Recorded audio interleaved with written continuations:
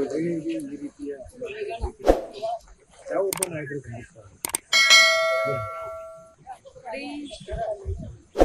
ಎರಡು ದಿನ ಬಹಳಷ್ಟು ಸ್ವಲ್ಪ ನೋಡಕ್ಕೆ ಯಾಕಂತಂದ್ರೆ ನನಗೆ ಒಂಥರ ಶಾಕಿಂಗ್ ನ್ಯೂಸ್.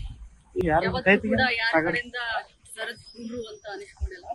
ಯಾಕಂದ್ರೆ ಅನ್ಯಾಯದ ವಿರುದ್ಧ ಹೋರಾಟ ಮಾಡ್ಕೊಂಡೆ ಇಲ್ಲಿವರೆಗೆ ಬಂದಿದ್ದೀನಿ. ನನ್ನ ಕರಿಯರ್ ಏನು ರೆಡ್ ಕಾರ್ಪೆಟ್ ಏನಿಲ್ಲ, 26 ವರ್ಷ ಸಂಘರ್ಷ ಮಾಡಿ ಬಂದಿದ್ದೀನಿ.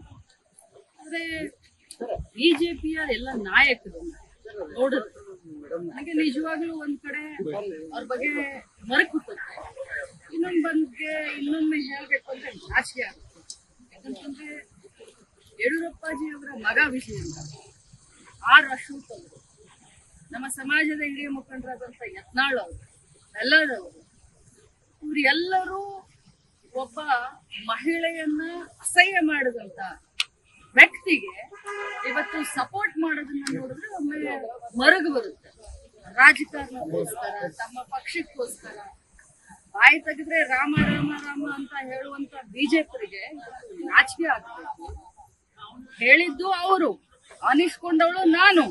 ಇವತ್ತು ಇಡೀ ರಾಜ್ಯದಲ್ಲಿ ಹಾರ ತುರಾಯಿ ಹಾಕಿ ವೈಭವೀಕರಣ ಮಾಡಿಸ್ಕೊಳ್ತಾ ಇದ್ದಾರೆ ಸಿ.ಟಿ. ರವಿ ಅವರು.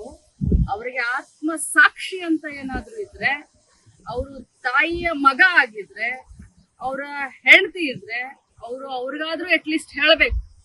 ಅವರಿಗೆ ಅಪರಾಧಿ ಭಾವನೆ ಕಾಡ್ತಾ ಇದೆ. ಆದ್ರೆ ಒಂದು ಮಾತನ್ನ ತಮ್ಮ ಮುಖಾಂತರ ಹೇಳಲಿಕ್ಕೆ ಬಯಸ್ತೇನೆ. ನಿಜ, ನನಗೆ 2 ದಿನ ಬಹಳಷ್ಟು ಆಘಾತವಾಗಿತ್ತು. ಆದ್ರೆ ಅನ್ಯಾಯದ ವಿರುದ್ಧ ಹೋರಾಟ ನಾನು ನಿಲ್ಸೋದಿಲ್ಲ.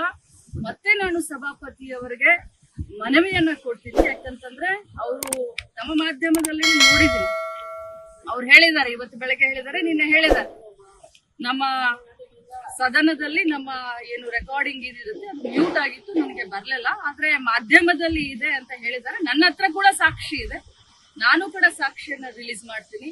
ಯಾವುದೇ ಕಾರಣಕ್ಕೂ ಸಿ.ಟಿ. ರವಿ ಅವರನ್ನ ಕ್ಷಮಿಸುವಂತ ಪ್ರಮೇನೇ ಇಲ್ಲ. ನಾನು ಹೋರಾಟ ಮಾಡ್ತೀನಿ. ಇಡೀ ಮಹಿಳಾ ಕುಲಕ್ಕೆ ಏನು ಅವರು ಇವತ್ತು ಅನ್ಯಾಯ ಮಾಡಿದ್ದಾರೆ, ಈ ಪದವನ್ನ ಬಳಸಿದ್ದಾರೆ, ಅವರಿಗೆ ಶಿಕ್ಷೆ ಆಗುವವರೆಗೂ ಈ ಲಕ್ಷ್ಮೀ ಹೆಬ್ಬಾಳ್ಕರ್ ಸುಮ್ನೆ ಕೂರೋದಿಲ್ಲ ಅಂತ ಹೇಳಲಿಕ್ಕೆ ಬಯಸ್ತಾರೆ. ಸಭಾಪತಿಯವರಿಗೆ ಮನವಿ ಮಾಡ್ತೀನಿ, ಮಾನ್ಯ ಮುಖ್ಯಮಂತ್ರಿಗಳಿಗೆ ಮನವಿ ಮಾಡ್ತೀನಿ.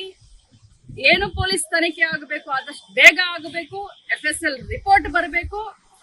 ಅವ್ರು ಏನೇನು ಇವತ್ತು ಇಡೀ ರಾಜ್ಯದ ಎದುರುಗಡೆ ಇವತ್ತು ಸಿ.ಟಿ. ರವಿ ಅವರು ಒಂದು ದೇವ್ರು ಅನ್ನುವಂತ ಏನೊಂದು ಪೋರ್ಟ್ರೇಟ್ ಮಾಡ್ತಾ ಇದ್ದಾರೆ ಬಿಜೆಪಿ ಅವರು, ಅದು ಅವರ ಮುಖವಾಡ, ಗೋಮುಖ ವ್ಯಾಘ್ರಗಳು ಇವರೆಲ್ಲ. ಒಬ್ಬ ಮಹಿಳೆಯನ್ನ ಒಂದು ಸದನದಲ್ಲಿ ಈ ಮಟ್ಟಕ್ಕೆ ಮಾತಾಡಿದ್ರೆ ಅದನ್ನ ಅವರ ಬೆನ್ನಿಗೆ ನಿಂತ್ಕೊಳ್ತಾರೆ, ಪ್ರಶಂಸೆ ಮಾಡ್ತಾರೆ. ಯಾರಾದ್ರೂ ಒಬ್ರು ಅದನ್ನ ಖಂಡನೆ ಮಾಡಿದ್ರ? ಒಬ್ರು ಯಾರಾದ್ರೂ ಅದನ್ನ ಕ್ಷಮೆ ಕೇಳಿದ್ರ?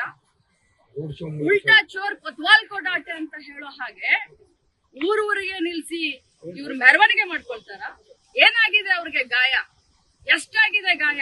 ಎಷ್ಟು ಹೊಲಗೆ ಬಿದ್ದಿದಾವೆ ಅವ್ರಿಗೆ? ಪಟ್ಟಿ ಸುತ್ಕೊಳ್ತಾರ? ಏನು ಬೇರೆಯವ್ರ ಕಣ್ಣಿಗೆ ಪಟ್ಟಿ ಕಟ್ಟದೇನಂತ ತಿಳ್ಕೊಂಡಿದ್ದೀರಾ ನೀವು? ಸಿ.ಟಿ. ರವಿ ಅವರೇ, ನೀವು ನನಗೆ ಆ ಪದವನ್ನ ಬಳಸಿದ್ದೀರಾ, ಅದರಿಂದ ಇವತ್ತು ನನ್ನ ಮನ ನೊಂದಿದೆ. ಆದ್ರೆ ಇಂಥ 100 ಸಿ.ಟಿ. ರವಿಯನ್ನ ಎದುರಿಸ್ತೀನಿ. ಲೇಟೆಸ್ಟ್ ಹಾಗೂ ಇಂಟ್ರೆಸ್ಟಿಂಗ್ ಸುದ್ದಿಗಳಿಗಾಗಿ ಬಾಸ್ ಟಿವಿ ಕನ್ನಡ ಚಾನೆಲ್ನ ಸಬ್ಸ್ಕ್ರೈಬ್ ಮಾಡಿ, ಹಾಗೆಯೇ ಬೆಲ್ ಐಕಾನ್ ಪ್ರೆಸ್ ಮಾಡಿ. ಇದರ ಜೊತೆಗೆ ಫೇಸ್ಬುಕ್, ಇನ್ಸ್ಟಾಗ್ರಾಮ್, ಎಕ್ಸ್ ನಲ್ಲೂ ಮಿಸ್ ಮಾಡದೆ ಫಾಲೋ ಮಾಡಿ.